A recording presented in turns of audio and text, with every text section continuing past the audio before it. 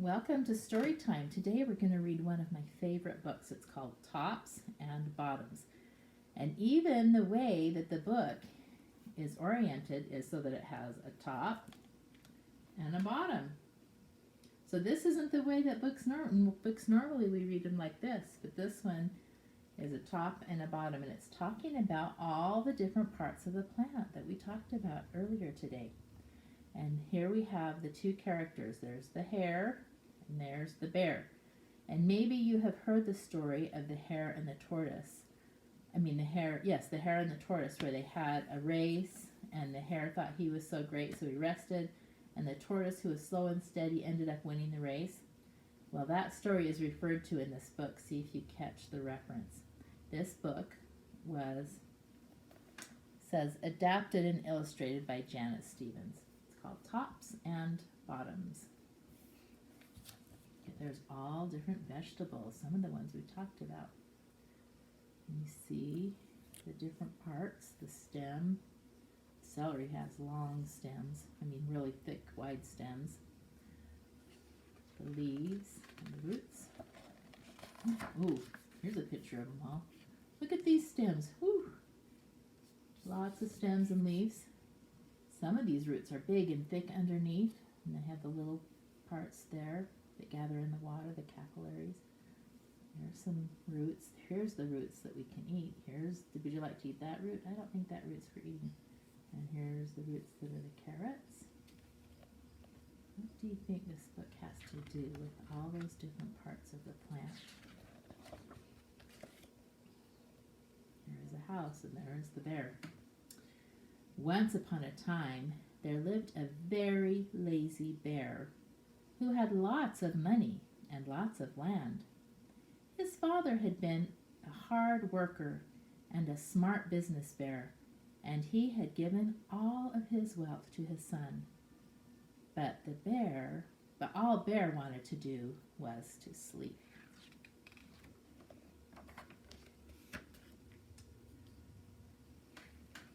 Now, far down the road lived a hare, and although Hare was clever, he sometimes got into trouble.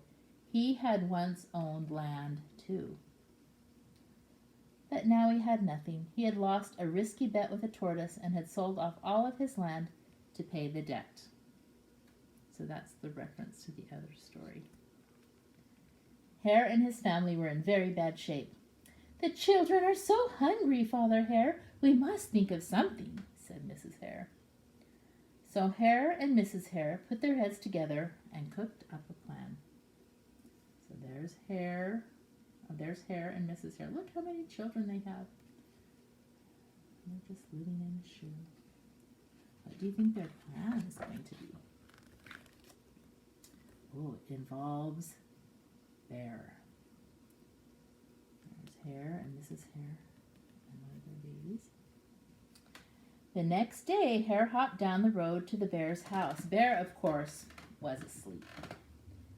"Hello, Bear, wake up. It's your neighbor Hare, and I have an idea." Bear opened one eye and grunted. "We can be business partners," Hare said.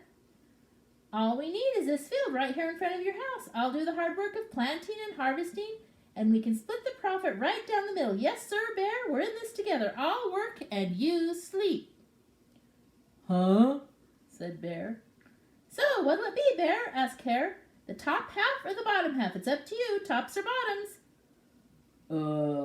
Let's see," Bear said with a yawn. "I'll take the top half." Hare, "Right, tops." Hare smiled. "It's a done deal, Bear."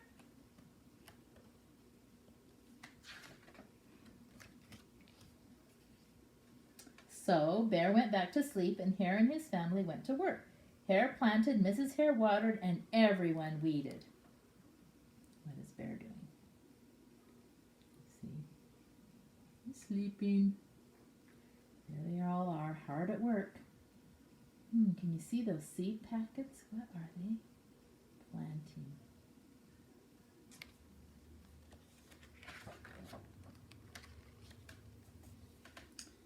But Bear slept as the crops grew. There he is, asleep. And look, you can see the plants starting to come up.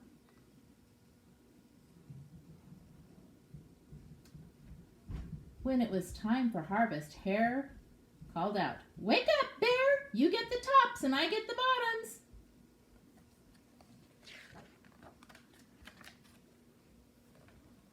Hare and his family dug up the carrots, the radishes, and the beets. Hare plucked off the tops, tossed them into a pile for Bear, and put the bottoms aside for himself. There's the tops. There's the bottoms.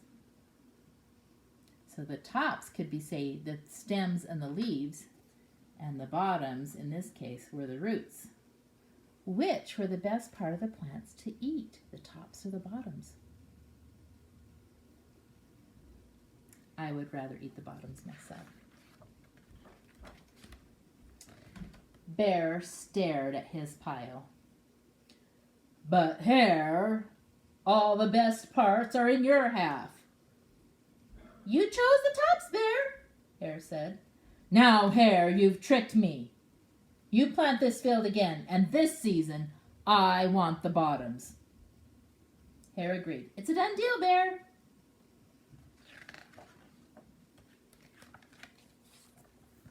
So Bear went back to sleep, and Hare and his family went to work. They planted, watered, and weeded. There he is sleeping. What are they planting this time? Do you think they're planting the same thing?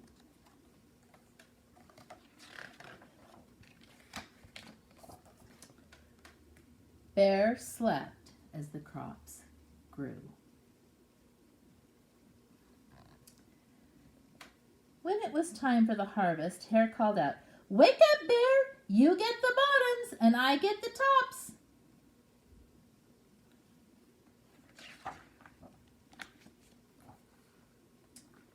Hare and his family gathered up the lettuce, the broccoli, and the celery. Hare pulled off the bottoms, and the bear put the tops in his own pile. Oh, he pulled off the bottoms for Bear and put the tops in his own pile. Look at the bottoms this time. They are still the roots, but those are the roots that we didn't want to eat. Look at the tops. What did they plant? Oh, let's see. Looks like broccoli and cabbage and celery. So the stems and the leaves are the good part this time. That's a tricky rabbit. Bear looked at his pile and scowled. "Hare, you have cheated me again." "But Bear," Hare said, "you wanted the bottoms this time." Bear growled, "You plant this field again, Hare. You tricked me twice, and you owe me one season of both tops and bottoms." "You're right, poor old Bear," sighed Hare. "It's only fair. You get both tops and bottoms this time. It's a done deal, Bear."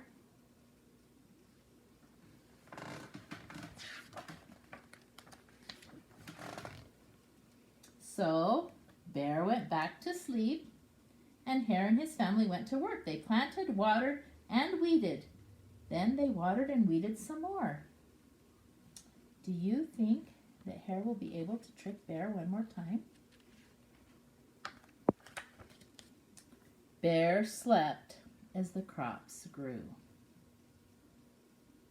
My goodness, look at his house. It needs some work, doesn't it? The shutters are falling off. When it was time for the harvest, Hare called out, "Wake up, Bear! This time you get the tops and the bottoms."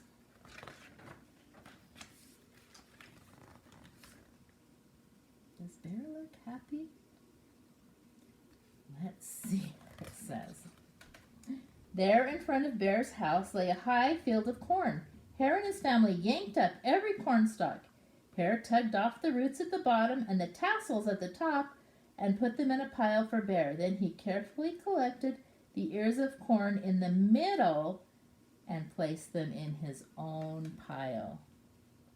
Bear rubbed his eyes and watched. "See, Bear, you get the tops and the bottoms. I get the middles. Yes, sir, Bear, it's a done deal." So there's the roots and the tassels on top, which is part of the silk from the corn. The middle was the corn. that Bear was happy about that? He doesn't look happy. By now, Bear was wide awake. "That's it, Hare," he hollered. "From now on, I'll plant my own crops and take the tops, bottoms, and middles." Hare and his family scooped up the corn and hopped down the road towards home. Bear never again slept through a season of planting and harvesting. Hare bought back his land with the profit from the crops, and he and Mrs. Hare opened a vegetable stand. And although Hare and Bear learned to live happily as neighbors, they never became business partners again. So that was a fun book about the tops, middles, and bottoms of plants that we could also call the roots, the stems, and the leaves.